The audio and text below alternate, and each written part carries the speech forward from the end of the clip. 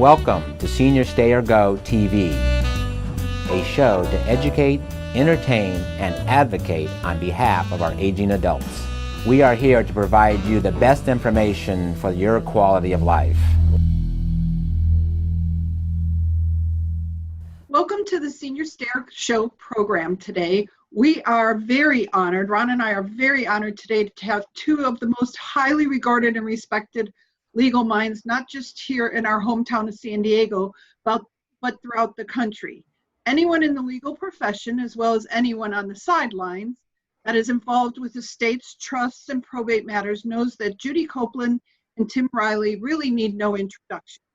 But for those tuning in not in the legal profession, please listen closely as I briefly give an intro to these very distinguished honorees and careers of Judy and Tim. Judy has practiced law exclusively in the areas of probate, estate, trusts, conservatorships and guardianships, and elder law for 39 years. She retired from her active practice of law in 2014 to devote her time and skills to mediations. She believes that most of the disputes in these areas of law are particularly suitable for mediation and that the clients are best served when agreements can be reached. Tim Riley has nearly 25 years of focused experience as a certified legal specialist in estate planning, trust and probate law, with a practice limited to estate and tax planning, trust and probate administration, transfer and fiduciary income tax matters, and related litigation. Tim has also mediated more than 150 probate-related matters and serves as a judge pro tem in the probate division of the San Diego Superior Court. With that, I am honored to introduce to you Judy and Tim. Both of them are with the West Coast Resolution Group. Judy and Tim, thank you for joining us today, and I'm going to turn to Judy first to tell us a little bit more in detail about the West Coast Resolution Group. Well, it's our pleasure to be here, Ron. And Patty, that intro was written 6 years ago. I've been in practice for 45 years now. Oh my goodness. I know, it's horrifying. Well, and I, like Judy, I retired in November 1 to do nothing but mediation. I still do consulting, but I love the mediation, so here we are. And we're both so proud to be with the West Coast Resolution Group. It's a part of the National Conflict Resolution Center family, which is a belief that almost any type of conflict can be resolved with good conversation. And we train high school students how to mediate their disputes and avoid fistfights. We've actually expanded all over the country and all over the world at this point in training people in having conversations and with civility. The biggie is civility, which I'm still working on myself. So we have several programs that are extremely impressive. One that I'm most impressed with is the Restorative Justice Program, where we take juveniles that have been picked up for non-violent crimes and we mentor them for a year. We have a circle with members of the community and the victims, and everybody talks to the juvenile. And then we say to the juvenile, there's a reason why you did this. What do you need? What can we do for you to make your life better? And most of them will cry at this point because they've never really been asked what they need and what people can do for them. And it keeps them out of juvenile hall. It keeps them out of that pipeline to prison, saves a ton of money, obviously, and really benefits the community and the juvenile. So you mentioned West Coast, but there's really a national arm to this, or? It's a national organization. West Coast is a branch of the National Conflict Resolution Center, and we're sort of the fundraising arm for National Conflict Resolution in a sense, because we do legal mediations, we mediate legal cases, and we have quite a few mediators mediating all types of cases.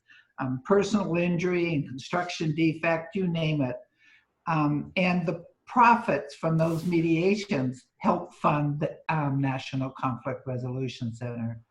Yeah, I should mention National Conflict Resolution Center, NCRC, is a 501c3 nonprofit organization that's been around for many years, initially San Diego Mediation Center, just concentrating on helping people resolve conflict in a nonviolent sort of creative way. And we could go on about it, but it's a great organization. I encourage people to take a look at it. They have a great website.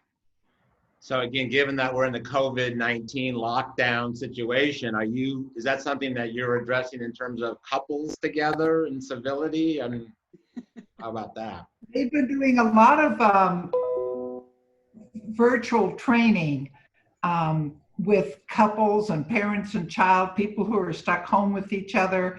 And we're also mediating lawsuits online, doing it virtually, so that isn't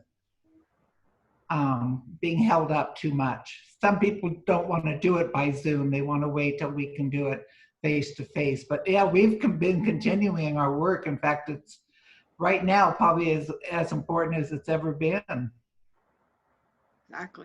Exactly. What are some of the most common issues that arise in families regarding elder care and estates? Well, I guess I'll start off with just a couple of things. I think the hardest part is when adequate planning hasn't been done for the older person, as they lose either the physical ability to care for themselves or perhaps mental capacity. Just simple things like an estate plan, a will and a trust, and powers of attorney, advanced healthcare directives. Without those in place, elders are really susceptible to latching on to whoever is kind of available and willing to help. And sometimes those people have ulterior motives, or maybe not the best person.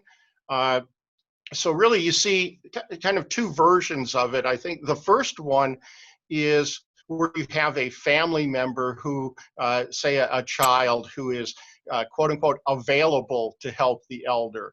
And that person will say, oh, I gave up my love life, my career opportunities, all these things to take care of mom or dad. And if you ask the siblings, of course, yeah, my sister's never been able to support herself and has lived off of mom and dad for years, and this is just an extension of that. But sometimes in that scenario where you have someone who is trying to provide full-time care for a parent, obviously it's tremendously stressful. And because of that, you can also get that person resenting the other siblings who are going on with their lives. Maybe they'll call in, maybe a weekend visit here and there, but they'll always ask, how is mom or how is dad? And rarely ask, how are you doing? And that becomes resentful. And that person then, the caregiving child, feels entitled a lot of times to be more controlling, to control the care. And when a brother calls and said, how's mom doing? Well, if you cared, you would be here doing this. And you start to get those things. And then a lot of times too, it arises or gives rise to financial issues. And Judy will talk about that. But what paying the bills for mom or dad. I mean, there's something that, if you had a trust in place that says the successor trustee is so-and-so, but without that, it can really give rise to some issues. Judy? And you also see issues with, should mom or dad remain at home, or should we place them in a nursing home, and they don't agree, and those cases actually end up in court sometimes. A lot of times. Families and money are frequently a bad mix. And as a result of that, many disputes that arise in probate proceedings. One that comes up with a lot of frequency is who's getting how much. Sure, mom's great, but when she dies, who's getting how much? It almost always boils down to the money. The child that Tim described, who's been staying at home with mom and taking care, feels they should get a larger part of the estate because by taking care of mom, they've preserved the estate. And why should the siblings benefit from it? This is the most common dispute that arises between siblings, and it arises with step-parents. Kids and their stepmother, most commonly, don't get along when the father dies. So you have a lot of disputes with that, and a lot of title problems, and lots of allegations of mom agreed to this, dad agreed to this, or my husband told me he would take care of me the rest of my life, and where is it? And so you have those kinds of disputes. The other common dispute that comes up in probate is accountings. Now, when somebody is in charge of an estate, that is a trust or an estate, which means everything that is owned by somebody. Estate doesn't just mean real estate. It's stock and personal belonging and cash and oil interests and all kinds of things. If one of the parents becomes incapacitated and the estate plan provides for child number one to take over as trustee, child number one can frequently will have two problems. One problem will be that child number one thinks this is for his personal benefit and handles the money accordingly and can't imagine why he should keep track of how he spends it. It's none of his siblings' business. And then the other common problem is they just don't know how to be a trustee or how to be an executor. So they don't keep records. They've done a fine job, but they can't explain $4,000 spent at Home Depot and what it was spent on. And so the other siblings, who of course have done nothing until mom or dad died, come rushing in and want to know why $4,000 was spent at Home Depot and want it justified. And we call these accounting disputes. One of the more common accounting disputes goes back to Tim's sibling, who's been living in the house. Mom dies, continues living in the house, doesn't understand that the house is a valuable asset, which if sold would generate inheritance for everybody, or if rented would generate money for everybody, and can live in that house 4, 5, 6 years before something happens and the cap blows off the problem. It can be a huge issue. And of course they didn't pay any rent while they were staying there. Why would they? They're doing... You must know all our clients. Is that right? So the bottom line on that is family doesn't usually make the best fiduciaries. Actually, that's very kind of me. Family frequently make really bad fiduciaries. And we frequently recommend in estate planning that you hire someone for the job who knows how to do that job, and that would be a professional fiduciary. So I have a quick question. If I'm a senior and I'm aware that my children, second marriage, and my stepchildren, my children are going to just go to the war after I pass away, can I come to you now before I die and say, can you help us? Absolutely. You could have come to me when I was working. But, now I'll give you a glass of tea and that's it. Yeah. But yes, that's what much of the kind of work that Tim and I do or did, and what estate planners do, is try to set things up to reduce the potential for hostility as much as possible. And one thing that's getting more recognition is kind of what's perceived as being pre-need mediation or family meetings, where you sit down and talk about these issues ahead of time, where the senior generation is still able to discuss what they want, how they want to see things go. And that can be very helpful. I've actually done a couple of those where they sat down, and one of them came from when I was still doing planning, not just a few months back. The question, Ron, as you say, would be, well, Tim, I have 5 kids. Which of them should I make successor trustee? And That's an easy question to answer. It's the one they like the least, right? It's the one they like the least because it's a thankless job. The other siblings are going to be jealous. They have to do the accountings, all of those things. So, but in the mediation context, we certainly do that, where we talk through things.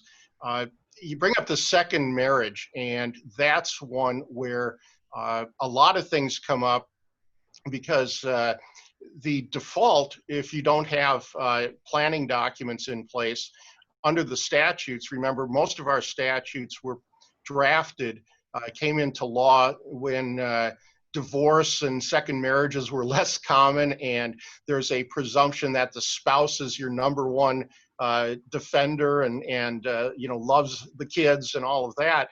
So I've had 3 mediations that were brought to me in the last couple of years that looked like they were about money. It was the problem Judy talked about. Turns out it wasn't.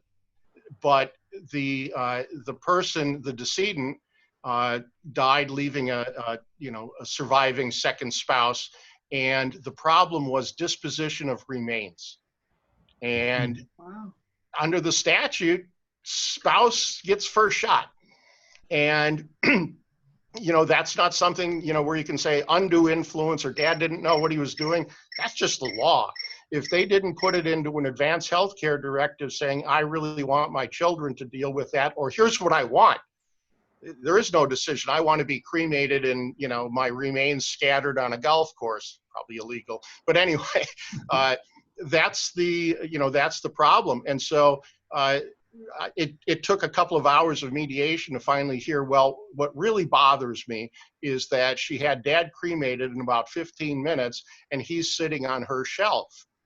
And he really wanted to be buried with military honors, those kinds of things. But it again stresses the need for planning. And if you're afraid, if an elder person, as you get older and become a little bit more dependent, you lose your independence, right, by definition.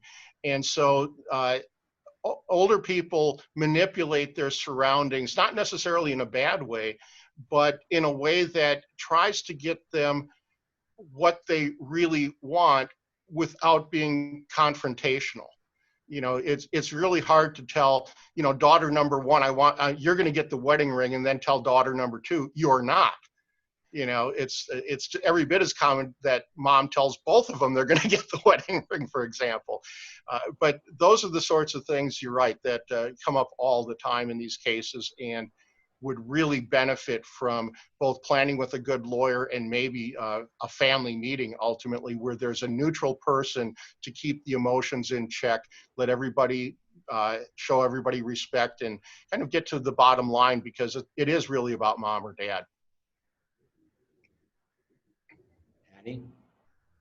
Yeah, you definitely have met many of our clients, and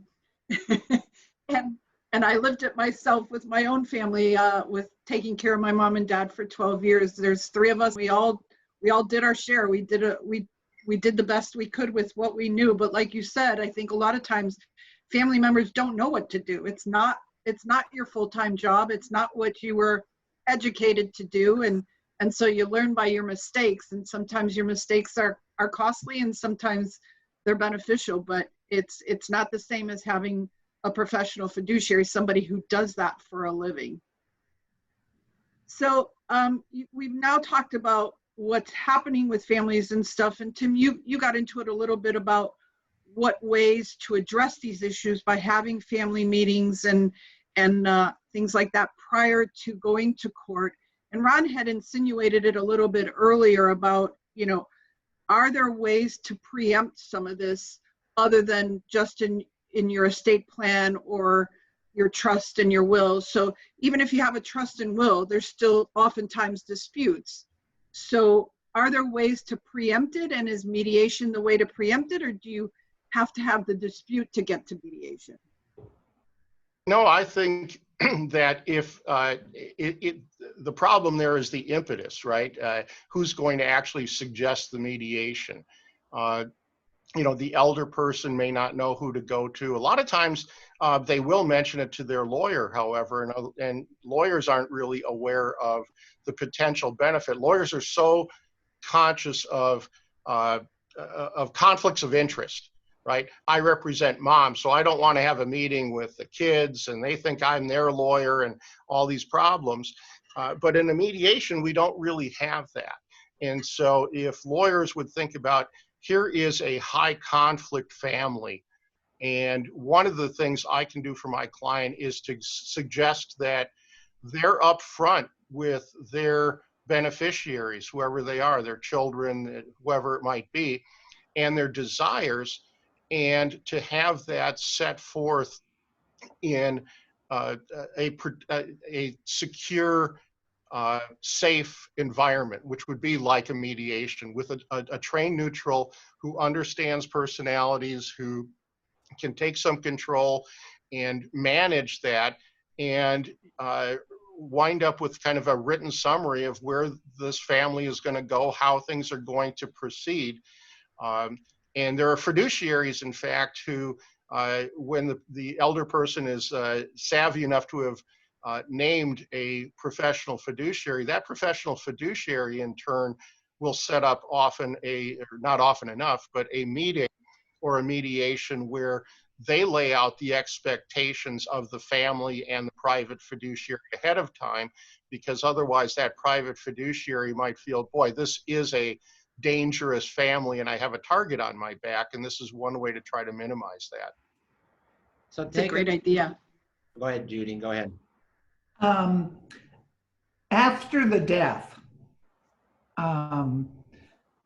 when a family meeting is not always beneficial, because once mom is gone, the kids start acting up and become very difficult to handle.